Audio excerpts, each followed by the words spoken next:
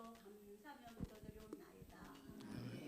네, 감사합니다. 네, 자, 5월 17일 영성 심리의 눈으로 읽는 창세기 강의 시작하겠습니다. 오늘은 창세기 31장 1절서부터 42절까지의 말씀을 나누도록 하겠고요. 어저께 우리 반장님이 문자 다 보내셨죠? 읽고 오셨나요? 네, 그 읽었다고 치고 그 다음에 이제 내용 들어가는데 한번 누가 이야기를 이렇게 쭉 해주실 수 있어요? 42절까지 어떤 내용이 이렇게 쫙 관통되고 있는지. 눈을 안 맞추시는구나. 다 고개를 숙이시고 뭔가를 진지하게 보고 계신데, 자, 지금 이제 보면 앞부분에 있는 말씀은 그거죠. 야곱이 자신에게 그 라반의 가족들, 그 라반과 그 아들들이 어떤 마음을, 악한 마음을 갖고 있구나 하는 것을 눈치를 챘어요. 그들이 하는 이야기를 듣게 된 거죠. 뒤에서 불평하는 이야기를 야곱이 들었습니다. 그들이 그 불평하는 내용은 뭐죠? 한마디로 말하면 야곱이 쟤는 왜 이렇게 잘 되는 거야, 그런 거죠. 배고픈 거는 참아도 배 아픈 건 못 참는다 그랬습니다. 그러니까 야곱이 모든 게 더 잘 되니까 아들들이 이제 시기하고 질투하는 마음이 생겼던 거죠. 자, 그런 가운데서 하나님께서는 야곱에게 가나안으로 돌아가라. 이제 네가 원래 살아야 될 그곳으로 이제 다시 돌아가라고 이렇게 명하시는 내용이 나오고, 그래서 야곱이 두 아내에게 그간의 경위 또 자신의 귀향 의사를 아내에게 이제 밝히게 되죠. 레아하고 라헬이 야곱의 가나안 그로 돌아갈 것에 대한 그 계획에 대해서 동의를 합니다. 자, 동의를 하고 난 다음에 이루어지는 일은 보니까 야곱이 이제 가족을 데리고 그것을 떠나는데, 그냥 떠나면 충돌이 생기잖아요, 그죠? 그러니까 가소를 이끌고 야곱이 몰래 레아와 라헬 그리고 자기가 그동안 모았던 재산을 가지고 이제 떠납니다. 언제? 라반이 양털 깎으러 갔을 때. 안 읽으셨구나 성경을. 눈빛 보니 다 아세요? 다 읽으셨죠? 그 내용들 한번, 우리가 통독 성경 하는 이유도 그거예요. 통독 성경을 하는 거는 우리가 이제 묵상을 통해서 한 말씀 한 말씀 깊이 들어가지만, 통독 성경을 하면서 성경의 그 이야기를 내 마음속에, 내 머릿속에 그것을 쭉 담는 거죠. 창세기가 시작이 되어져서 쭉 그 이야기 역사적인 흐름을 따라서 머리에 넣듯이 그래야 돼요. 42장까지 말씀 보면 이제 그렇게 해서 쭉 전개가 됩니다. 결국은 집을 떠나고 그러는데 어떤 일이 있어요? 떠날 때 해필은 라헬이 또 어떻게 했대요? 뭘 훔쳐요? 아이고, 가로넣기 하면 다 틀려 이제. 가로넣기가 성경 이렇게 가로넣기 해야 돼. 그러니까 아버지가 쫓아오잖아요. 3일 후에 아버지가 알게 됐죠, 그죠? 라반이 알게 돼서 3일 후에나 알은 다음에 아들들 데리고 뒤쫓기 시작해가지고 며칠 만에, 그것도 성경에 나와요. 며칠 만에 7일 만에 길라산에서 만나죠. 거기서 만나가지고 이제 그러니까 그때 라헬이 자기 타고 있는 낙타에 안장 밑에 하고 깔고 앉아 있었어, 그죠? 깔고 앉아 있으면서 자기는 경수가 흘러서 못 일어선다고. 그리고서는 소위 개긴 거지. 그래가지고 그 위기를 넘기고 그러면서 이제 라반과 야곱이 거기서 부딪히는데, 거기서 이제 야곱이 그동안 참았던 말들을 쏟아내기 시작하는 거죠. 통쾌하잖아요. 얼마나 속였어. 그런 일들을 쭉 겪으면서 결국은 이제 자기가 떠났던 그 땅으로 돌아가는 여정 속에 있게 된 이야기, 그것이 이제 42절까지의 이야기죠. 하나님은 결국은 뭐냐면 약속을 기억하시고 결국 그 베델 그곳으로 돌아가게 하시는 하나님, 그런 하나님을 우리가 보게 되는데, 자, 오늘 이제 보면은 라반이라고 하는 인물과 또 야곱, 마카마카지, 여기 막상막하예요, 그죠? 자, 직업은 양치기지만 속을 들여다보니까 사기꾼이야, 사기꾼. 맞아요? 야곱도 인생 전반전에는 사기꾼. 사기 당해본 적이 있어요, 없어요? 사기 당해보신 분? 사기 당해보신 분이 없어서 제가 얘기를 할 수 있어요. 사기 당하신 분이 있으면 얘기 못해요 오늘. 사기를 당하는 사람은요, 자기 속에 사기치는 마음이 있어서요. 자기가, 자 지금 야곱은, 나중에 보겠습니다. 야곱은 변화된 삶을 이제 누굴 통해서? 얘를 통해서, 얘를 삼촌을 통해서, 외삼촌 통해서 엄청나게 사기를 당해보고, 그러면서 이제는 삶에 대해서 눈이 띄었어요. 소위 말해서 성숙한 사람으로, 사나이다운 어떤 장부로서의 삶으로 그동안에 이 그 삼촌네 외삼촌네 집에 머물면서 지냈던 세월이 그냥 지나간 게 아니라 이 사람을 성장시켰구나 하는 것을 볼 수가 있어요. 초기에는 얘는 사기쳤어. 누구를? 아버지에게, 또 형에게 사기친 사람이었죠. 라반은 계속 사기치고 있어. 누구한테? 얘한테. 자, 이런 이제 관계를 보는데, 자, 사기를 당해본 분들을 보면서 사기꾼들이 하는 얘기가 뭐냐면요, 사기를 당할 사람들은 사기 당할 준비가 항상 되어 있대. 전문가 사기꾼의 이야기예요. 웃어야 되는데 너무 진작 사기꾼 얘기하는데 여러분들이 그렇게 진작에 들어야 될 이유가 있어요, 진짜 이게? 사기치는 이야기인데, 사기꾼들에 의하면 그렇대요. 사기 당할 준비가 돼 있구나가 보인대요. 그러니까 사기를 칠 수 있대요. 왜 그러냐면은, 사기를 당할 때 왜 당하냐면, 자기가 욕망하는 게 너무 크면, 욕망하는 게 크면 그것만 보여. 그것만 보이는 거예요. 누가 무슨 얘기를 하더라도 자기한테 어떻게 유리하게, 지금 자기가 갖고 있는 판단이 옳다라고 하는 쪽으로 보게 돼 있고 듣게 돼 있는 거예요.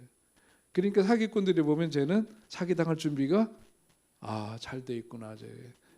은혜 받을 준비가 돼 있는 게 아니라 사기당할 준비가 돼 있고, 그래서 사기꾼들은 용케 알아보고선 그 속에 있는 게 뭐냐? 욕망을 보는 거죠. 저 사람이, 욕망은 뭐냐면 우리들의 눈을 가리워요.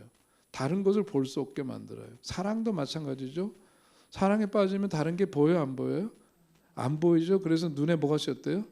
콩깍지가 씌었다라고 하는 것은 뭐냐면, 보아도 안 보이는 거예요. 안 보여요. 다른 게 안 보여요. 그것만 보여요.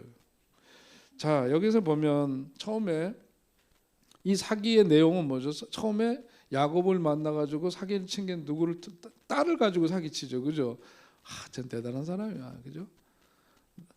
라헬을 좋아하는 거 알고서는 10년 동안 부려먹고, 그리고 나가지고 사기쳐가지고 레아를 집어넣어, 큰 딸부터.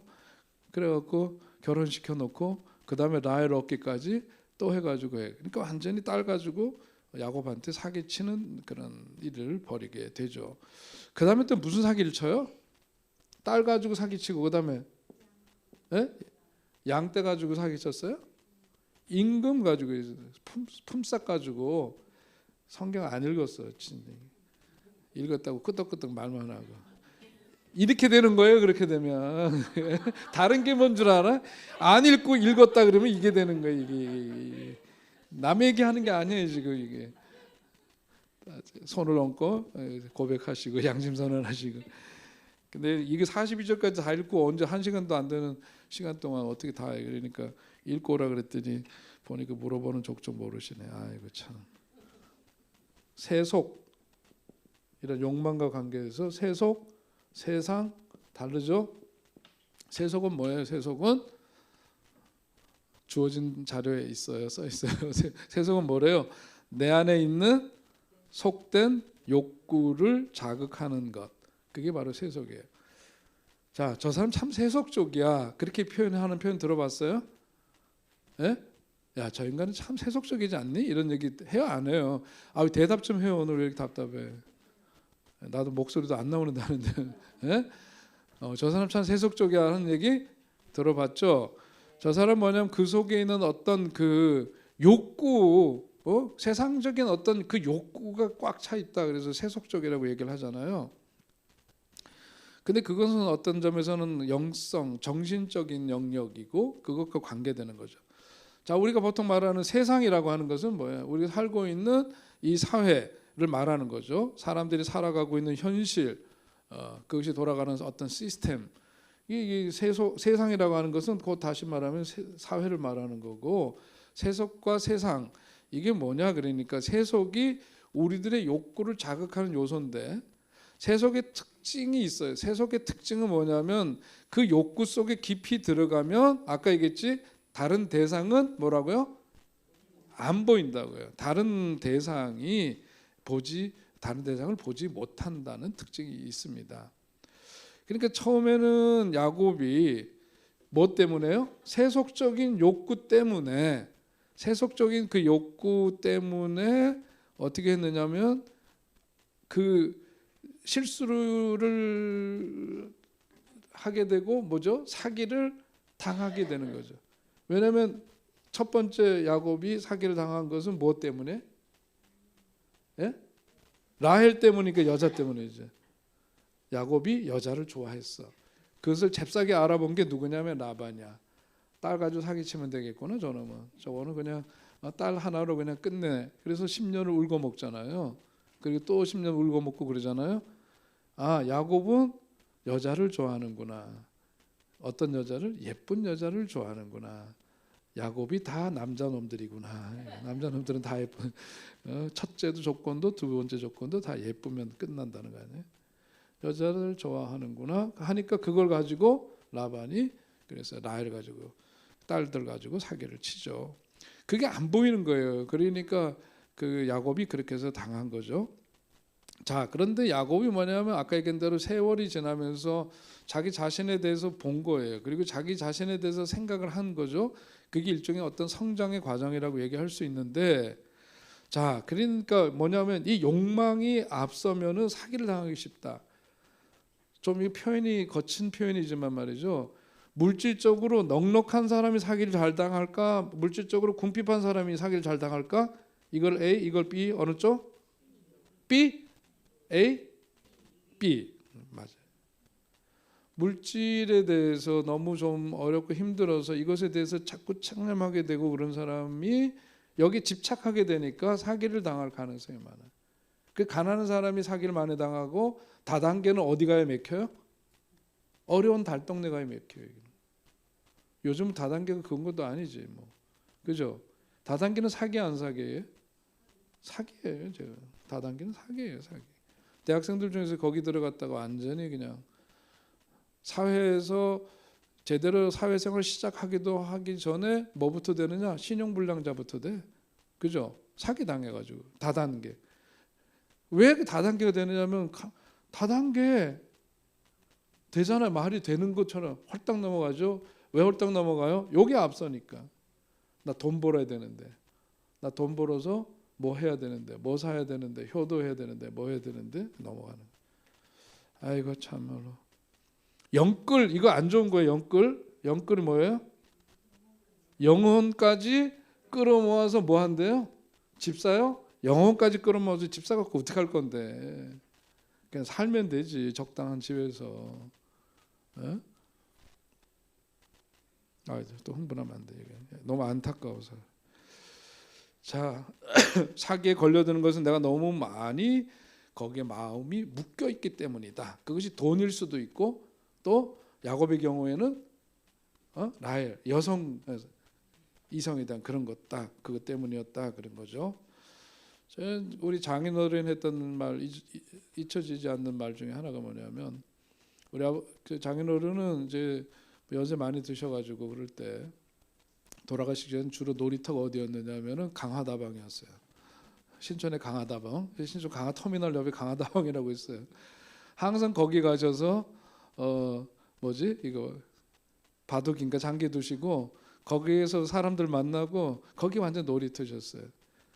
저희 아버님은 청자다방, 청자다방인데 그거는 이제 몇 번 못 가봤어요. 근데 저희 장인어른은 집이 신촌이시니까 항상 거기가 아직도. 근데 이 어른이 무슨 얘기를 하시냐면 거기 앉아 있으니까 이제 사람들이 와가지고 막 이렇게 홀딱 넘어갈 만한 말을 하는 다방에 이제 그런 사람들이 있는 거죠. 그래서 어르신 어디에 좋은 땅이 나왔다고, 그거 한번 가보시지 않겠냐고, 아주 그거 참 좋다고. 그러면 이 어른이 뭐라 이제 그렇게 좋으면 자기가 사지 왜 나한테 소개를 해? 이렇게 얘기를 하는데, 아, 현명하신 분이. 그 참 현명하신 분이. 그거 딱만 그렇게 했어요. 아, 어디 가서 그거 사놓으면 나중에 돈 된다 그러면. 아, 그러면 자네가 사지. 그 좋은 걸 왜 나한테 자꾸 사라 그러냐고. 이게 자기가 욕이 빠져 있으면은 다른 게 안 보이고 자기가 듣고 싶은 대로 들어요. 나중에 물어보면은 그러지 않았냐고. 안 그렇거든. 자기가 듣고 싶은 대로 듣고 보고 싶은 대로 보고 헐따닥 넘어가 가지고 그렇게 망하게 되는 거죠. 자, 오늘 이제 이 이야기에서 야곱과 라반 이 두 사람을 보면서 누가 더 그 좀 두 사람의 삶을 보면서 왜 다른 길을 그들은 걸어갔는가 하는 점을 한번 생각해 보고 싶은 거죠. 왜 야곱은 그렇게 함께 살면서 그렇게 좀 잘 지내지 못하고 결국은 몰래 거기를 떠나야만 했을까? 이제 그런 얘기를 한번 오늘 이제 우리가 읽은 말씀을 가지고 한번 생각해 보려고 합니다. 자, 관계가 무슨 관계? 야곱과 라반의 관계에서 라반은 야곱의 뭐예요? 예? 외삼촌이죠. 외삼촌은 삼촌은 계열로 따지자면은 무슨 계열? 아버지 계열이죠. 그렇죠? 맞아요? 네, 어머니 외삼촌이니까 어머니 오빠니까 그러니까 뭐냐면 위의 계열이잖아요.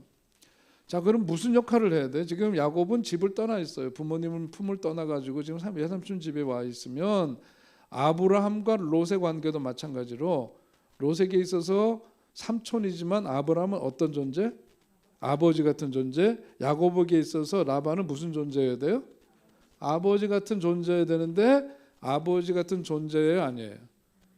아니지. 사기치는데 무슨 거기서 무슨 아버지 그 상에 있어요. 아버지의 역할을 못한 거예요. 결국은 그것은 뭐냐면 서로 분리될 수밖에 없고 떠날 수밖에 없는 필연적인 원인이 되는 거죠.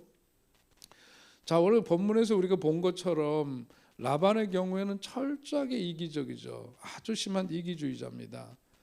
자, 우리가 이제 여기에서 보는 대로 소위 말해서 아버지 상이 중요해요. 아버지 상이. 아버지. 자, 아버지 상이 우리들에게 있어서 어떤 모습으로 우리들한테 있을까? 아버지 이미지 하면 어떤 게 떠오르세요? 아버지. 예? 나도 버틸 거야. 끝까지. 누가 오래 하나. 아버지 하면은 누가 더 포용적이에요? 아버지하고 엄마 중에서. 예? 그대들의 부모님 말고 본인을 생각해 보세요. 아이들을 대할 때 아빠하고 나하고 생각해 보면 누가 더 수용적이고 포용적이에요? 아빠지, 그죠? 아빠 아니에요? 엄마예요? 이상하다. 우리랑 다른가벼. 되게 엄마들이 애들 잡잖아요, 솔직히. 안 그래요? 근데 그렇지 않은 집도 물론 있지만 아버지에 대해서 아이들이 갖고 있는 아버지상은 뭐냐면 엄마처럼 막 잡지 않고 엄마가 물론 따뜻한 사랑도 이렇게 더 밀착되어 있는 관계이긴 하지만 아버지는 뭔가 이렇게 수용적이고 포용적이고 그렇잖아요. 그리고 소소한 건 엄마랑 얘기하지만 굵직한 얘기는 누구랑 결국 얘기해? 아버지랑 얘기하고 그러죠. 그래서 엄마랑 친하다가 아이들이 머리가 크고 장가도 가고 그러고 나면 누구랑 친해져요? 아버지하고 친해져요. 엄마는 배신감을 느끼고 그렇게 되죠. 보통 그래요, 보면. 그래서 아들들은 장가가기 전에 엄마랑 친하고 그 다음에 나이 들어가면 아버지랑 친해지고 그러더라고요. 섭섭해하지 마세요. 그냥 그렇게 돼 있나 봐요. 우리 구조가 그렇게 돼 있어요. 장로님 섭섭해하지 마세요. 권사님 우리 아들 놈의 새끼는 어떻게 됐나. 다 그렇습니다. 이게. 자, 여기 보면 아버지 상이 건강한 아버지 상이 없는 거예요. 그러니까 라반이 야곱에게 있어서 이 역할을 해줬어야 되는데 이게 안 된 거죠. 이게 안 된 거예요. 그리고 이 아버지는 그러니까 정신적으로 보자면은 이런 행태, 야곱에 대해서 하는 행태로 보자면 성숙한 사람이라고 얘기하기가 어렵죠. 이거는 사기꾼, 그다음에 이런 건강한 아버지상이 형성되어 있지 않은 것으로 보이고 또 정신적으로 그런 점에서 미숙하다고 볼 수가 있고 아주 이기적이고 그렇죠. 자, 그러면서 여기 이제 라반은 그런 점에서 사기꾼적인 기질이 있는데 조카인 야곱을 속여서 자기 이속을 채운 그런 사람인데 문제는 뭐냐면 그렇게 남을 사기치려는 사람은 그 마음 때문에 결국은 어떻게 된다? 자기도 당하게 돼 있다. 이게 사기치는 거 사기를 당하는 사람들 사기를 당하는 사 그래요? 사기치는 마음이 한편으로 있다. 어떻게 해서든지 그 욕망을 채우려고 하는 그게 앞서기 때문에 그러니까 결과적으로 라반이 야곱을 사기쳐서 그렇게 울고 먹었는데 결국은 그 마음은 그런 마음으로 살았던 그 라반은 결국은 뭐냐면 다른 사람들한테 사기를 당할 수밖에 없게 돼 있다. 그 마음 구조가 그렇게 돼 있어요. 자, 소위 우리들의 어떤 마음이 어떤 소망을 이루고자 하는 마음이 간절해지면 오히려 그 소망으로 인해서 함정에 우리가 빠져요. 그게 아까 그 욕망에 대한 얘기를 하던 게 바로 그겁니다. 거기에 이제 빠지게 돼 있죠. 그래서 어떤 우리가 큰 일을 겪게 되면은요, 뭘 해야 되느냐면은 그것을 냉각기를 가져야 돼. 뭔가 이혼의 아픔을 겪었다. 그리고 나서 재빨리 다른 여자를 빨리 찾으려고 하는 심리는 뭐죠? 이 상처, 이것 때문에 갖는 상처가 너무 크니까 다른 대상을 통해서 그 마음을 어떻게 덮어씌우게 하는 거예요.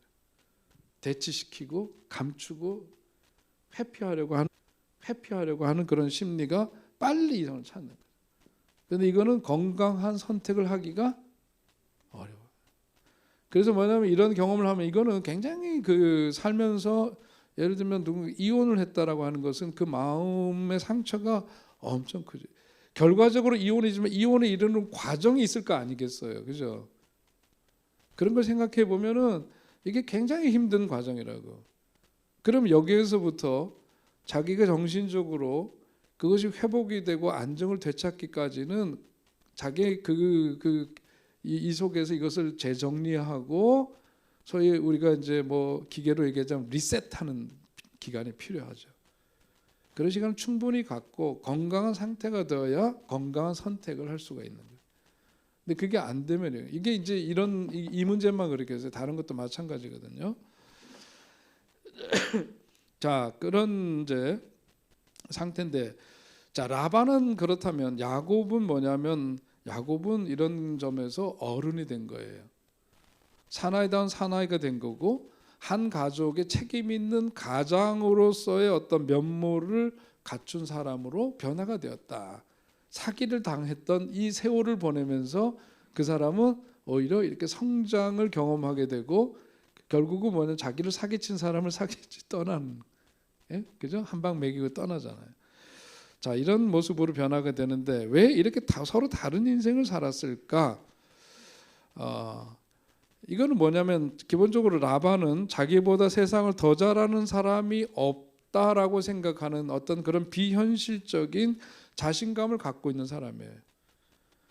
왜냐하면 다른 사람들은 그냥 순전히 말하는 대로 믿고 따라가니까 그것에 대해서 그걸 이용해서 뭔가를 해먹는 이 사기꾼의 입장에서 보자면 너무 세상이 쉬운 거예요. 그죠?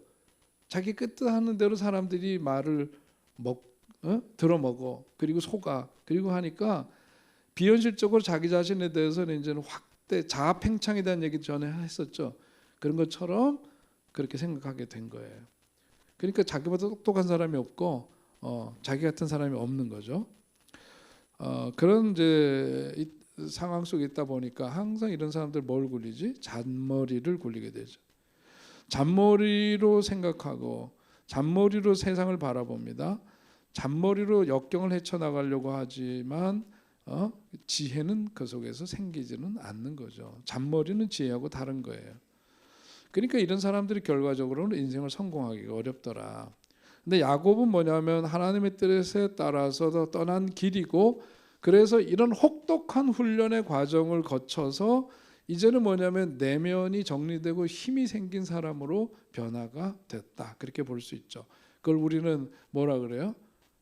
born again 뭡니까? 거듭났다 그렇게 얘기를 하죠. 야곱이 이런 점에서 자, 그 이후에 또 나오는 이야기들이 제가 하는 이야기를 뒷받침해주는 근거가 됩니다만은 자, 이런 그 야곱이 거듭날 수 있었던 것을 자, 오늘 이야기는 앞에 거는 다 도입이에요. 여기서부터 본격적인 이야기. 야곱의 어떤 거듭남이라고 하는 것은 결국은 그 라반과의 관계에서 사기를 당하고 혹독한 세월을 보내면서 그 사람이 거듭나게 되었는데 여기에서 중요한 이슈는 뭐냐면 바로 갈등이라고 하는 거죠. 갈등. 자, 이 갈등 우리가 건강한 삶을 살아가고 다른 사람들과의 관계에서 원활한 관계를 유지하면서 살아갈 때에 필요한 요소가 그게 뭐냐면 바로 갈등이에요. 말이 모순돼 보이죠. 갈등이라는 건 불편하고 안 좋은 거라고 생각하는데 갈등이 결국 원활한 관계를 유지하는 역할을 한다. 유지 그러니까 또 이상한 생각이 드는데 윤활유 들어보셨어요? 윤활유는 무슨 역할을 해요? 자동차에서 윤활유 꼭 필요하죠. 예, 기계 같은데 꼭 윤활유가 필요합니다. 윤활유가 하는 역할은 뭐죠? 예? 부드럽게 기계가 서로 마찰을 일으켜 가지고 마찰로 인해 가지고 그것이 이제 뻐그러지지 않도록 하는 역할을 하는 게 이제 윤활유가 하는 역할이고요. 엔진 오일 갈아주잖아요. 거기다 윤활유 역할을 하는 거 과열되지 않도록 하고 이런 것들이 다 뭐냐 윤활유가 하는 역할인데 갈등이라고 하는 것이 사실은 이런 역할을 해요. 갈등이 윤활유 역할을 하는 것이라고 볼 수 있어요. 자, 왜 이렇게 얘기를 하냐면 갈등이라고 하는 것은 언제 생기죠? 어떤 선택을 할 때 생기고 사람과의 관계 속에서 생기는 거예요. 자, 그런데 갈등이라고 하는 것이 편안한 게 아니라 불편한 건데 많은 사람들은 이 갈등에서부터 벗어나고자 하는 것이 기본적인 우리들의 마인드예요. 맞죠? 자, 우리가 그런데 이 갈등이라고 하는 것이 융이 한 얘기를 한번 들어보십시오. 융은 갈등하는 여러 요소들이 조성하는 긴장이야말로 갈등을 통해서 발생하는 긴장이야말로 뭐냐면은 가장 그 생명의 본질 자체다. 그것이 생명의 본질 자체다. 그렇게 얘기를 했어요. 갈등이라고 하는 것이. 자, 왜냐하면 이 갈등이라고 하는 것을 통해 가지고 뭐냐면 그 속에서 대립하고 마찰이 일어나고 그러는 가운데에서 뭐가 생겨요? 에너지도 생기고 그 속에서 생명이 생기고 그 속에서 뭐냐 갈등을 통해서 뭔가 조정이 필요하고 이런 것들을 통해서 결국은 이런 것들이 뭘로 이끌어가느냐? 성장으로 이끌어간다. 그렇게 보는. 이런 점에서 갈등이라고 하는 것이 내 속에서 우리는 불편하기 때문에 회피하지만은 우리의 삶에서 일어나는 갈등이 우리가 그것을 대할 때 마인드를 바꿀 필요가 있어요. 여러분 신앙생활 하면서도 그렇죠. 또 일반적으로 어떤 관계 속에서도 그렇습니다. 갈등이 생기는데 갈등 참 불편해요, 사실.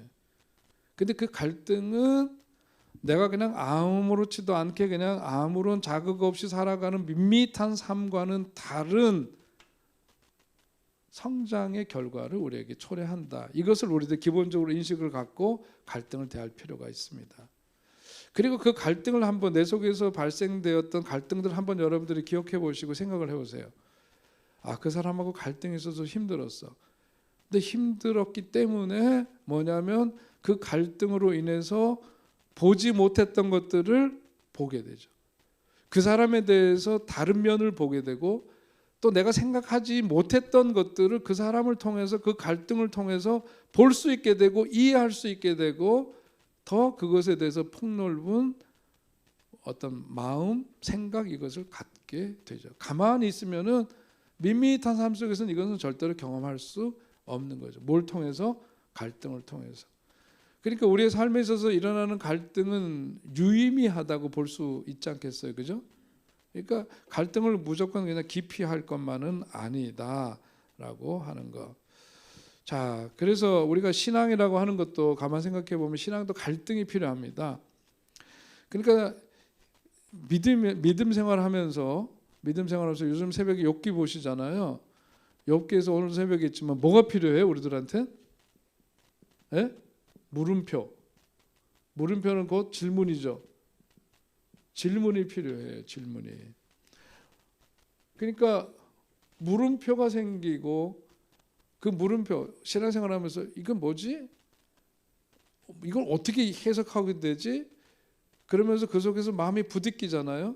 하나님과의 관계에 대해서 또 이제까지 내가 신앙생활하였던 것 자체에 대해서 내가 믿었던 그 믿음의 내용에 대해서 그런 것들이 다 흔들리고 막 이렇게 뒤죽박죽 막 부딪히고 어려운 시간을 겪는데 이런 갈등을 통해 가지고 결국 욥기도 그거 아니에요. 그죠? 그런 부대낌 속에서 자기가 깨어지고 그런 속에서 갈등, 친구들과의 갈등, 하나님과의 그렇게 그야말로 하나님의 축복 가운데에서 안전지대에만 살던 욥의 삶이 송두리째 무너짐으로써 하나님과의 관계에서도 불평과 불만스러움을 토로하고 그러면서의 갈등 이런 것들이 다 통과하고 나니까 욥기 42장에 가면 모든 것들이 다 이전보다 더 새로워지고 회복된 모습으로 나타나게 되더라.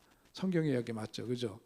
그러니까 오늘 이제 우리가 야곱과 라반의 이야기를 보면서도 그 세월을 살면서 삼촌한테 사기 당하고 또 야곱은 또 그런 점에서 자기가 과거에 사기 쳤던 그런 일들을 생각하지 않을 수가 없었을 거고 얼마나 그 마음 속에 부침이 많았겠어요. 그러면서 외삼촌 이 사람은 그냥 살던 대로 살았고 야곱은 그런 점에서 자기 삶을 새롭게 보게 되었던 거죠. 뭘 통해서? 갈등을 통해서. 그래서 갈등이 그런 점에서 우리 삶에 참 중요한 부분이다라고 하는 것을 꼭 이해해야 합니다. 생각하고 물음을 던지고 갈등하고 그것이 우리 인간 성장의 원리예요. 뭐라고요? 생각하고 그다음에 안 들었구나. 물음을 던지고 그다음에 또 갈등하고 이런 것. 생각을 해야 돼. 생각을 하지 않으면 자기화되지 않아요. 그다음에 질문을 해야 돼. 물음표를 던져봐야 돼. 그 물음이 오늘 새벽에 뭐라 그랬어요? 그 물음이 결국 뭐가 되더라? 기도가 되더라. 그다음에 갈등. 이런 것들이 인간 성장의 가장 기본적인 원리 가운데 하나입니다. 자, 그렇게 해서 갈등이라고 하는 것을 너무 지금 예찬하는 듯한 얘기를 하는데 꼭 그런 얘기를 하는 건 아니고 갈등을 바라보는 우리들의 시각을 좀 달리 해야 된다 하는 점을 강조해서 말씀을 드린 겁니다.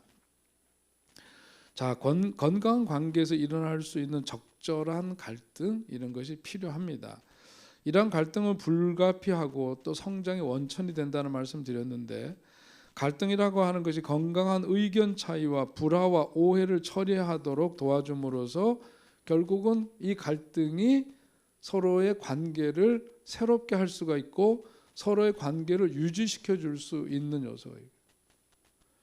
자, 그러니까 우리가 갈등을 그렇게 부정적으로만 보지 않게 되시기 바라고요.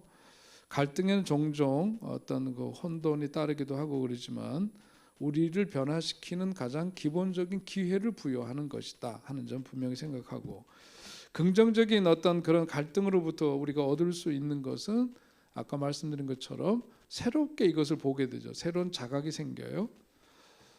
그리고 갈등은 어떤 관계에서 생깁니까? 먼 관계에서 생기는 건 아니에요, 그죠? 관계라고 하는 것은 가까울 때 그 갈등이라고 하는 것이 생기는데 그것을 통해서 우리가 새로운 정보를 얻게 되고 또 그 우리가 갈등이 나지 않았을 때는 몰랐던 관계 속에서 그 상대방이 갖고 있는 욕구 불만이 무엇인지, 그죠? 그런 걸 알아차릴 수가 있고 또 알아주지 못했던 어떤 감정 또 오해 또 혹은 불화 이런 것들이 갈등을 통해서 이제 드러나게 되죠. 마치 우리가 요즘은 그런 거 뭐 없죠. 시골에 보면 음식점 그 식당 앞에 항상 통이 하나 있어요. 그죠? 무슨 통? 구정물 통이죠. 여기 보면 음식물 찌꺼기들 여기다 담아놔요. 그죠? 담아놓으면은 이제 때가 되면 사람들 그거 하시는 분이 있어요. 돼지 많이 기르시는 분들이 이렇게 잔반 이렇게 가져가고 그러는데 꾸정물통 보면 항상 위에는 무슨 물? 맑은 물이고 밑에 이제 음식 찌꺼기 이런 것들이 다 밑에 가라앉아 있어요. 위는 맑아요. 그런데 사실은 뒤집어 보면 여기 음식 찌꺼기. 우리네 마음도 사실은 그래요. 갈등이 없을 때는요 속에 내진 거 잘 안 나타나요. 그런데 서로 부부관계 생각해봐도 그러잖아요. 갈등이 있다 보면 속에 꽉 눌러있던 것들이 확 터져서 다 나오고 이제 그렇게 되죠. 자, 이 갈등은 결국은 그것을 인정하고 그것을 책임을 져야 되고 또 우리가 이 갈등을 겪을 때 이걸 어떤 이기고 지는 그런 것으로 보면 안 된다. 이기고 진다는 그런 생각이 아니라 또 서로 비난하거나 흠잡으려고 하는 그런 생각을 벗어버리고 우리가 어떤 갈등이 있을 때는 그 이슈에만 초점을 맞춰야 돼요. 그죠? 그래서 우리 부부 간에 어떤 갈등이 있을 때 항상 이야기가 원점으로 돌아가는 사람들이 있어요. 이거는 평생 싸우겠다고 하는 굳은 의지를 가진 사람들이에요. 그런 사람들. 예? 오늘 무슨 애 때문에 무슨 문제가 있으면 그 얘기만 하면 되는데 그 얘기 하다가 보면 언제 얘기로 돌아가? 신혼 때로 돌아가요. 그때 그랬었지로 돌아가고 거기서부터 다시 역사는 새롭게 써져야 돼. 그러니까 이건 끝이 없는 싸움. 이런 소모적인 싸움을 하면 인생 여러분 우리 삶이 그렇게 길지 않아요 보니까. 그냥 허구나 그렇게 해서 시간 보내면은요 그건 아닐 것 같지 않아요? 자, 그런 점에서 보자면 오늘 라반과 야곱의 어떤 그 관계 속에서 그 갈등이라고 하는 것 속에서 라반은 여전히 살던 대로 살았고 야곱은 그 갈등을 통해서 어떤 성장의 계기로 삼았던 사람이로구나 하는 것을 우리가 알 수 있습니다. 자, 그래서 결론은 뭐냐면 야곱과 라반이 다른 삶을 살게 된 것은 뭐냐면 갈등을 대하는 뭐가 달라요? 입장이 달랐기 때문이다. 요거 한마디 꼭 기억하시면 돼요. 오늘 앞에서 했던 얘기의 결론은 이거예요. 이 갈등을 대하는 입장이 달랐던 거죠. 야곱은 그것을 자기 삶의 성장과 성숙을 위한 굉장히 중요한 요소로 그 갈등을 활용한 거예요. 그래서 어른이 되고 사나이가 되고 책임 있는 가장이 된 거죠. 가솔들을 쭉 끌고 따라가게 되는 겁니다. 자, 그래서 오늘 우리가 이제 말씀을 보면서 저는 사람이 살아가면서 제일 우리들이 부러운 사람은 어떤 사람이냐? 부자가 부럽죠, 우리는. 근데 무슨 부자가 제일 부럽냐? 사람 부자가 제일 부럽더라. 여러분 한번 생각해 보세요. 내 곁에 어떤 사람들이 있는가? 소위 나와 함께 그 삶을 함께 나눌 수 있는 사람이 과연 얼마나 될 건가? 한번 여러분 그런 생각을 해보시면서 사람이 곧 부자구나. 사람 부자가 되어야겠구나. 자, 사람 부자가 되려면은 어떻게 돼요? 가장 기본적인 게 뭐냐면은 서로와의 관계 속에서 어떤 그 말이 통해야 되잖아요. 그죠? 말만 하면 짜증나는 사람하고는 친구가 될 수 없죠. 말이 통해야 되는데 말이라고 하는 것도 항상 어떻게 되죠? give and take가 돼요. give and take가 돼요. 그 원칙이 적용이 됩니다. 그러니까 관계라고 하는 것도 사람 부자가 되려면은요. 뭐냐면 사람들하고 적절하게 이야기하고 적절하게 이게 돼야 돼. 듣고 말하고가 균형 있게 잘 돼. 제일 피곤한 사람. 제가 세상 살면서 제일 피곤하게 여기는 사람이 있어요. 앉으면은 마침표가 없는 사람. 주변에 있어요, 없어요? 나는 내 주변에 있다고 말 못해요. 목사기 때문에. 이건 피곤해요. 마침표가 없어. 제가 전에 알고 있던 어떤 분 민망해요. 마침표가 없어요. 자기 얘기를 해요. 자, 이러면은 뭐냐면 건강한 사람 부자가 안 됩니다. 이게 안타깝지만 안 돼요. 이거. 다른 사람들은 그 옆에서 착각하잖아요. 있잖아요. 그 어떤 거예요? 그거는 인질 관계. 예? 포로가 돼 있는 거예요. 안 들을 수가 없는 관계 속에 있을 때 포로하던 관계죠. 그런 건 건강 관계가 아니다. 또 우리가 어떤 그런 대화의 상대가 항상 우리들에게 있어야 되는 게 이게 뭐냐면 정신병을 막아줘요. 여러분 제가 이렇게 정말 세월이 지나면서 보면 볼수록 제일 필요한 게 친구예요. 친구. 그러니까 진짜 친구가 필요해. 교회에서도 설렁 그냥 예의 우리 그거 잘하잖아요, 그죠? 적절하게 이렇게 하는 거. 물론 관계를 적절하게 할 필요도 있지만은 진짜 친구가 있어야 돼요. 세상에서도 그런 친구가 필요해요.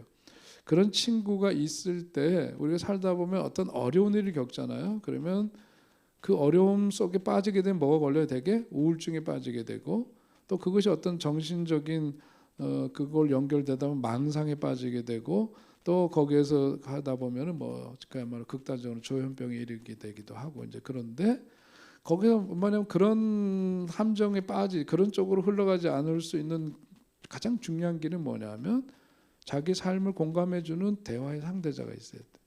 그 사람이 있어야 되죠. 그런 사람들이 있을 때 우리의 삶은 부요해질 수 있고 외롭지 않을 수 있고 그렇습니다. 마음이 건강하려면 그러니까 뭐냐면 이야기를 잘 들어주는 사람이 되어야 하고 자기도 적절하게 자기 이야기를 표현할 수 있는 그런 관계 이거 굉장히 중요하다. 또 인생을 잘 꾸려가기 위해서는 나를 보아주는 사람이 또 있어야 돼요. 이야기뿐만 아니라 자기의 삶을 보아주는 사람이 있어야 됩니다. 여러분 혼자 집에서 밥 먹어본 적 있어요? 혼자 집에서 밥 먹을 때 어떻게 드세요? 복장은 어떠신가요? 반찬은 어떻게 넣고 드시나요? 말 안 하셔도 돼요. 그럴 때 거기에 그래도 가장 편한 관계이지만 그래도 남편이든 아내든 누가 있을 때 밥 먹는 거랑 혼자 널브러져서 이게 얘기하면 안 돼요. 그러면서 이제 밥 먹을 때 하고 어때요? 다르죠. 거기다가 우리 식구가 아닌 사람까지 등장했다 그러면 더 뭐가 생기죠? 그 속에는 긴장이 생기죠. 근데 이것이 뭐냐면은 자기 자신의 삶을 보아주는 사람이 필요해요. 그렇지 않으면 자기 삶이 그냥 널브러져 버려요. 푹 퍼져 버려요. 그러니까 약간의 긴장이 있을 때 자기의 삶의 모양새를 이렇게 다듬고 갖춰갈 수가 있거든요. 그러니까 그런 점에서도 뭐냐면 함께 더불어 살아가는 사람, 함께 대화하는 사람, 이 사람이 꼭 필요하고 이런 사람을 많이 가진 사람을 사람 부자라고 하는데 이게 많다고 해서 다 좋은 건 아니지. 중요한 것은 관계의 깊이 이런 게 이제 중요한 거니까. 자, 그래서 우리가 그 다음으로 이야기로 넘어가면은요. 살면서 그 관계 속에서 보자면 가장 자기 신경에 쓰이는 사람은 어떤 사람인지 한번 생각해 보세요. 자기한테 가장 신경이 쓰이는 사람, 첫째, 나하고 친한 사람, 둘째, 중간적인 사람, 세 번째, 먼 사람. 그 중에 가장 신경 쓰이는 사람은 누구예요? 에? 가장 친한 사람이 항상 신경 쓰이면 친한 사람이 아닌 거지. 중간 사람이지, 중간 사람. 가장 신경이 쓰이는 사람은 중간 사람이에요. 왜냐하면 나하고 친한 사람은 내가 흉허물을 다 알고 있잖아. 나의 흉허물을 다 알고 있으니까 편안해. 그러니까 별로 신경 안 써도 돼. 왜냐하면 내가 무슨 짓을 해도 얘는 믿어요, 안 믿어요? 믿어주잖아요. 믿고 주고 다 이해해 주잖아요. 신경 써도 돼, 안 써도 돼요? 덜 쓰이지. 안 쓸 수는 없지만 신경이 덜 쓰이지. 쟤는 내가 이렇게 들어 남들처럼 그렇게 오해 안 할걸? 그런 게 있으니까. 중간적인 사람은 뭐냐면 적당히 안면 있는 사람이죠. 적당한 관계. 이건 굉장히 신경 쓰이는 관계예요. 안 오면 섭섭하고 있으면 조금 더 거시기 하고 그런데 이게 떨어져서는 완전히 무시하고 먼 사람처럼 남처럼 살 수는 없는 그런 관계. 이게 중간지대. 이게 가장 우리들의 에너지를 많이 쏟게 하는 대상들입니다. 먼 사람, 관계가 먼 사람 누군지 잘 모르니까 신경 쓸 일이 없죠. 신경 쓸 일이 없어요. 자, 가장 신경 쓰이는 사람이 중간 사람인데 그럼 그 사람이 나하고의 관계에서는 어떠냐? 중간 사람이냐, 가장 친한 사람이냐, 먼 사람이냐 보면 그걸 판가름하는 것은 자기 집에 초대했을 때 나타나죠. 우리 집에 와도 별 상관없어요. 그런 점에서 저는 여러분 집에 가면 어떤 사람? 그렇게들 부담스러워하고 도배는 왜 해? 도배는 뒷방에다 왜 감추긴 뭘 감춰? 문 열어보면 다 드러날 일을. 내가 조심하는 사람일수록 문 더 잘 열어보는 건 아시죠, 여러분? 예. 무덤덤하는 사람들은 저도 신경 안 써요. 무덤덤해요. 그런데 예민한 사람은 더 하죠. 더. 자, 이게 우리가 보면 나하고 얼굴을 마주쳐야 되는 사람인데 친하지도 않고 안 친하지도 않은 사람, 되게 신경 쓰이는 사람들이죠. 그런 사람들이에요. 자, 여기 중간에 있는 이런 사람들과의 그 대인 관계가 이게 참 중요한데, 우리가 대인 관계라고 보통 얘기하는 것은 바로 이 중간자들하고의 관계를 얘기하는 거예요. 아시겠어요? 그러니까 대인 관계를 잘한다 그랬을 때 뭐냐면 그 중간지대 애매모호성에 있는 사람들하고 잘하는 사람들이. 자, 그러니까 분류가 가능하죠. 대인 공포증, 대인 관계 속에서 얘기할 때 대인 공포증은 이 중간지대에 있는 사람들하고의 관계를 잘해요, 못해요? 못하는 거죠. 이런 사람들은 왜 사람들을 만나는 것 자체를 기피해? 자기가 정말 친숙하고 익숙한 사람, 아까 처음에 얘기했던 가장 가까운 사람, 흉머물이 전혀 없고 자기 사람 다 이해해주는 그런 아주 특정인의 가까운 사람들 외에 다른 사람들은 다 거부해. 그게 대인공포증이죠. 대인공포증은 뭐냐면 사람을 만나서 왜 안 만나려고 하냐면 자기 상처 있거나 싫은 소리 듣거나 이런 게 싫은 거예요. 그게.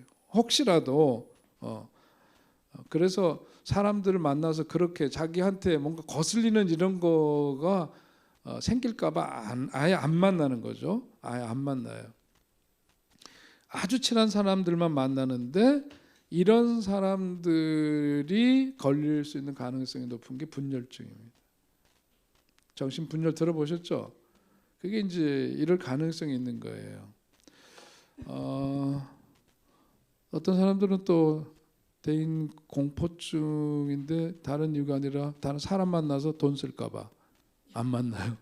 돈 쓸까봐 이런 거예요.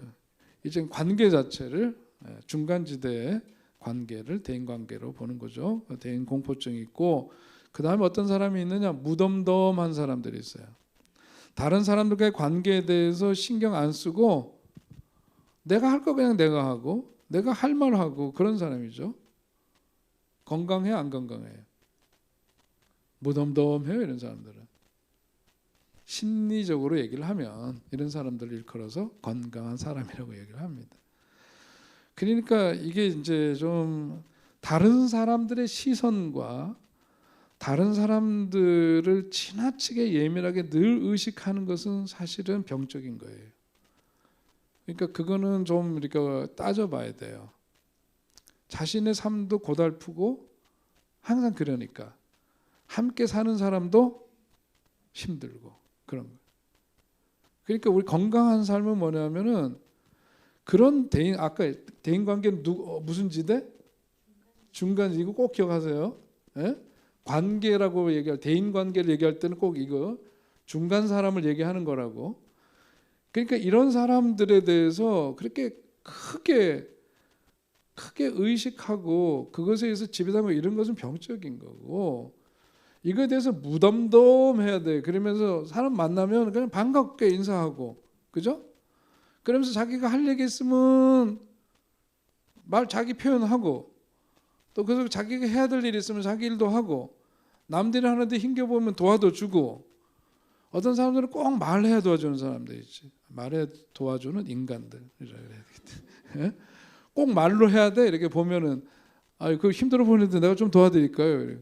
요즘 바빠 보이는데 뭐 도와드릴 일은 없어요. 이렇게 얘기하시면 여러분 참 기특한 사람이죠. 무덤덤한 사람들은 그런 사람. 무덤덤하지만은 이기적이지 않고 자기 할 말, 자기 할 일 똑부러지게 하지만은 다른 사람들에 대해서. 그래서 우리 교회에서 내가 테스트를 하지 않았지만 장로로, 오늘 장로도 하나도 안 나왔네. 아니 신임 장로, 올드 장로 말고요. 올드 장로님 말고. 장로로 피택되는 데 있어서 여러 조건이 있는데 그 중에 하나가 뭐냐면 밥 잘 사줘야 돼요. 네? 어디 가서 밥 잘 사주고 어른은 잘 도와주는 사람. 요거가 굉장히 중요한데 요거와 똑같이 중요한 게 있어요. 밥을 어떻게 잘 얻어 먹을 줄도 알아야 돼. 사주는 것으로만 이렇게 늘 하는 사람 있죠. 그리고 다른 사람한테 뭔가 이렇게 얻어 먹고 하는 걸 굉장히 부담스러워하고 아예 안 하는 사람들이 있어요. 반쪽짜리죠. 그러니까 좋은 지도자는 뭐냐면 이게 뭘 의미하는 거냐면 아까 얘기했던 그 사람의 마음의 상태를 의미하는 거거든요. 건강한 사람은 무덤덤하다고 아까 표현했는데 이것도 되고 저것도 돼요. 그 다른 사람에게 규정당하지 않아요. 뭐 남들이 뭐 그렇게 생각할 수도 있지 뭐 써. 그렇게 얘기할 수 있어야 된다 이거지. 그렇지 않으면 인생 참 피곤하다. 심리적으로 건강한 사람, 무덤덤한 사람. 또 그 다음에 한 예가 대인관계에서 거절을 못하는 사람이 있어요. 있어요 없어요? 늘 거절을 못하는 사람. 건강해요 안 건강해요? 이거 안 건강입니다. 이거. 거절 못한다는 것은 다른 사람들한테는 어떤 사람으로 들리냐면은 호인이라고 부를지 모르지만 거절 못하는 사람은 호인과 호구는 글자 하나 차이지만 뿌리는 비슷하다. 호인. 아우 저 사람 호인이야. 이런 거는 뭐냐면 알고 먹을 게 있을 때는 호인이고 잘 안 되고 그러면은 놀릴 때는 호구가 되고 이러는 거죠. 건강하지 않은 거예요. 이런 사람들이 뭐냐면은 남들이 뭘 빌려달라고 돈 빌려달라 그러면 어떻게 하죠? 없는데도 빌려줘. 없는데도 어떻게 해서? 예? 꼬서라도 빌려줘. 왜냐면 호인이어야 되기 때문에 꼬서라도 빌려줘요. 받을 때 달라 소리 못해요. 자기가 지금 숨이 턱이 차 있는데도 달라 소리는 죽어도 못해. 이거 조사 들어가야 돼. 그 심리 조사 들어가야 돼. 그러니까 이런 거는 건강한 게 아니다. 도와주는 것과 돈을 빌려주는 거하고 같아요, 달라요? 다른 거예요. 그러니까 이런 부분들 참 분명하게 해야 됩니다. 빌려준 것 안 받으면은요, 안 받으면 그건 습관이 되고 그건 건강하지는 않아요. 그럼 매듭을 져야 돼. 그건 준 걸로 매듭을 짓든지, 아니면 갚아야 되면은 책임 있게 어떻게 이게 뭐냐면 우리들이 살아가면서 이런 관계를 정확하게 할 줄 알고요, 읽지 않으면 안 돼요. 그리고 행정적인 거는요, 개인적인 관계를 넘어서서 분명하게 해줘야 돼요. 왜냐하면 그래야 그 친구를 보호하는 게 돼요. 그렇지 않으면 이런 사람은 계속 따라다니거든요. 꼬리표가. 저 교회는 이런데 이것도 안 하고 이렇게 했던 사람. 그럼 나는 그것도 개의치 않는다 그러는데 그거는 건강한 관계가 아니지. 자, 아무튼 이렇게 해가지고 결국은 대인 관계에 대해서 갈등을 통해서 얘기하다가 여기까지 온 거예요. 이런 관계들을 잘 헤아리면서 생각해 보셔야 되고, 자, 라반이 갖고 있는 특징은 뭐냐면 사람과 사람 사이에는 좋아해야 대인 관계가 이루어지는데, 좋아할 때는 그 사람의 조건이 아니라 그냥 사람을 있는 그대로 좋아해 줘야 되는 게 그게 맞는 거예요. 조건 때문에 좋아하는 것은 진짜 좋아하는 게 아니죠. 그것을 일컬어서 뭐라 그래요? 조건부 사랑이라 그러잖아요. 조건부 사랑이라고 하는 것은 건강한 관계가 아니라는 거죠. 부모가 자식과의 관계도 마찬가지예요. 성적 오르면은 사랑하고 예뻐해주고 맛있는 거 사주고, 그렇지 않으면은 처벌을 하고 이러는 거는 조건적인 사랑인데 그건 진정한 의미에서의 사랑이라고 할 수가 없다. 그리고 그거는 그 아이로 하여금 병든 자화상을 가지고 자랄 수밖에 없도록 만들기 때문에 그런 것은 아주 잘못된 것이다 하는 점을 분명히 해야 되죠.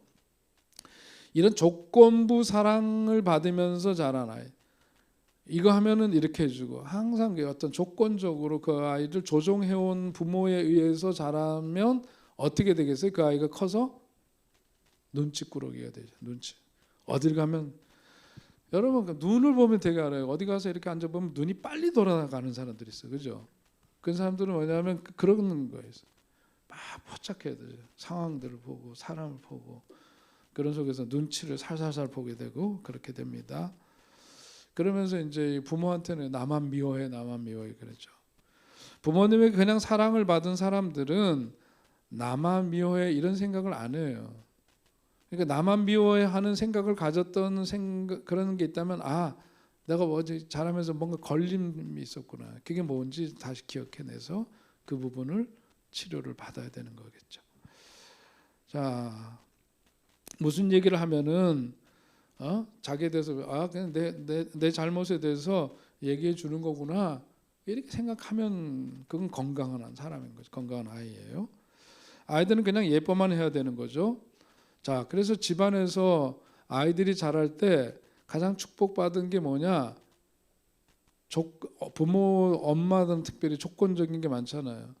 성적 올라가고 내려가는 거에 따라서 영향을 많이 받으시지 않습니까, 여러분? 근데 그런 것과는 넘어서는 사랑이 있어. 누구예요? 할머니, 할아버지 사랑. 할머니, 할아버지는 무조건적 사랑인데 그러나 단 전제 조건이 있어요. 뭐냐면 할머니, 할아버지가 건강한 사람이어야 돼. 무엇이? 심리가, 마음이 건강한 사람이어야 그 무조건적인 흘러보내는 사랑이 그 아이한테는 엄청난 자산이 되는데 할머니, 할아버지도 건강하지 않은 분들이 있어요. 그죠? 이제 그런 경우에는 좀 다르죠. 자, 근데 오늘 본문을 보면서 느끼는 것은 뭐냐면 라반하고 야곱과의 관계에 대해서 우리가 쭉 얘기를 해왔는데 야곱이 떠난다고 결심을 하고 누구에게 얘기했어요? 부인들한테, 아내들이죠. 아내들한테 얘기를 하니까 아내들이 동의를 했는데 아내들도 그러니까 뭐냐면 아버지 집에서는 못 참겠다. 꾀꼬리가 된 거죠. 떠나겠다. 마음을 먹게 되었어요. 도망가려고 하는 이유는 뭘까? 그럼 아버지에 대해서 그렇게 떠날 결심을 하고 신랑을 따라간 것은 뭐냐면 자라면서 이제 그런 어떤 부작용이 그들에게도 있었다고 볼 수 있는 거죠. 그리고 이 사람들이 건강하게 자란 거죠. 어떤 점에서는 그런 점에서 건강성이 있는 거죠. 왜냐하면 떠날 줄 아는 것 자체가. 자, 그 엄마가 아이들 앞에서 아버지 무시하면 어떻게 될까요? 그 부작용이 누구에게 가요? 자식들한테 가요. 아이들한테 그대로 갑니다. 집안에서 아버지의 역할이 엄마만큼 크거든요. 그래서 엄마 아빠가 사실은 함께 연대해야 돼요. 연대. 엄마는 아버지의 권위를 존중하고 세워줄 줄 알아야 돼요.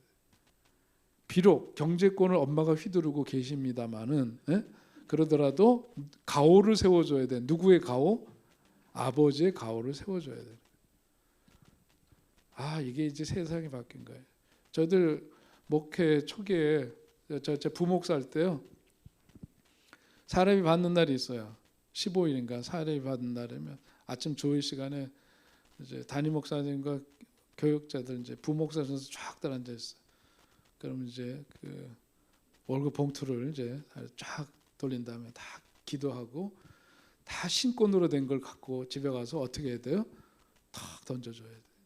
거기에서 남자들은 뭐지? 봉투를 탁 던져주면서 가장으로서의 권위를 한번 싹 뽐내는데 어느 날서부터인가 뭐냐면 뭘 보내래요? 온라인 번호 행정실에 알려주세요. 그날 이후로 그나마도 폼 잡던 그거 한 달에 한 번 폼 잡던 거 그나마도 못해. 한 번도 만져보기를 하나 보기를 하나 계좌번호 타고 들어간 돈은 그분의 손에 들어가면 나올 줄 모르고 그죠? 전혀 나의 영향권에서부터 사라지고 버려진 채 아이고 불행합니다 시대가. 여러분 좀 그러지 마세요. 여성 동지 여러분, 남편의 뭐를 세워라? 가오를 좀 세워줘라. 가오를 세워줘. 제가 보기에는 이 가정 속에서 아버지의 역할이 그런 점에서 보자면 좀 건강하지 않았던 거죠. 자기 남편한테 사기친 것만 보더라도 지금 오랜 세월 동안 보고 해왔으니까 이제는 이제 지긋지긋하다, 정 떨어졌다, 이제 떠나야 되겠다 하는 마음이 들 수밖에 없었을 거고, 이런 것들은 결국은 뭐냐면 부성의 상실, 아버지로서의 그 부성, 그죠? 한자로 부성. 이 부성의 상실, 그러니까 아버지가 너무 분리되어 있거나 아버지 역할을 못하게 되면은 뭐냐면 지적으로, 정서적으로, 도덕적으로 어떤 그 장애를 일으키게 돼 있다. 그것이 미국 정신과학회에서 그 연구한 결과예요. 그러니까 지적인, 정서적인 혹은 도덕적인 장애.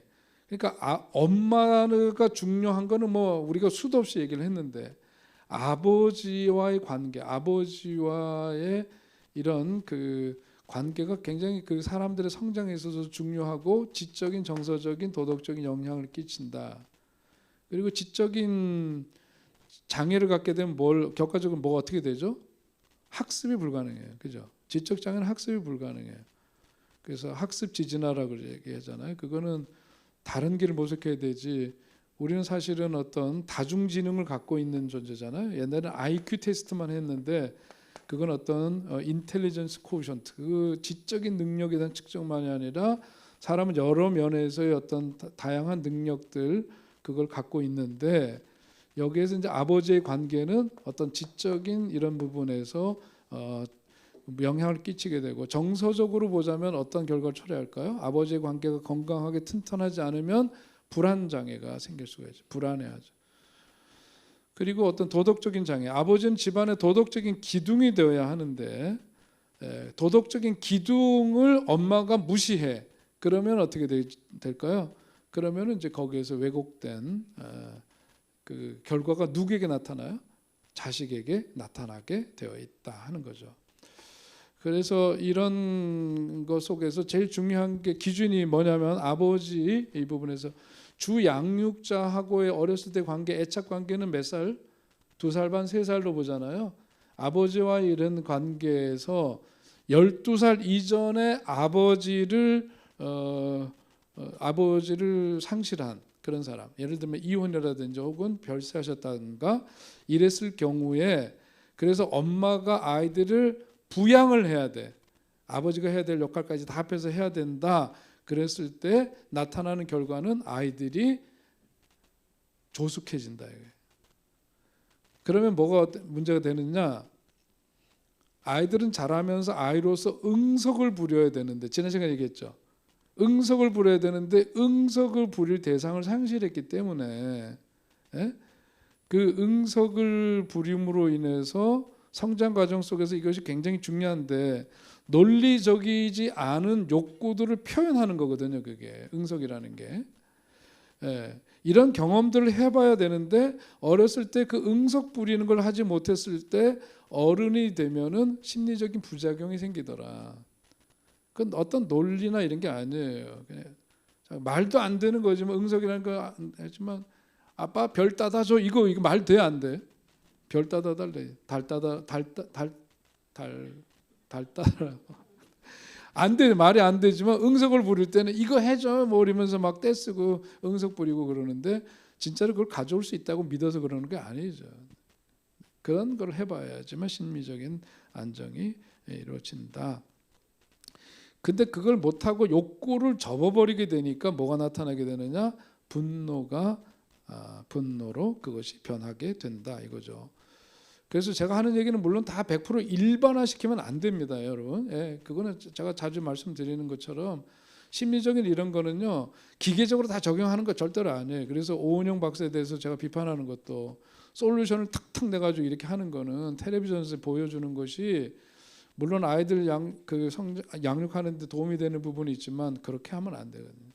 케이스 바이 케이스가 다 미묘하게 다르기 때문에 그것은 전문가에서 정말 잘 다뤄져야 될 문제인데 일반화시키면 안 된다. 그러니까 어렸을 때 응석 못 부리고 자라가지고 욕구를 접어버렸으니까 그 욕구를 접어버리니까 분노로 그게 돼가지고 얘는 어른이 돼서도 심리적으로 건강하지 않을 거다.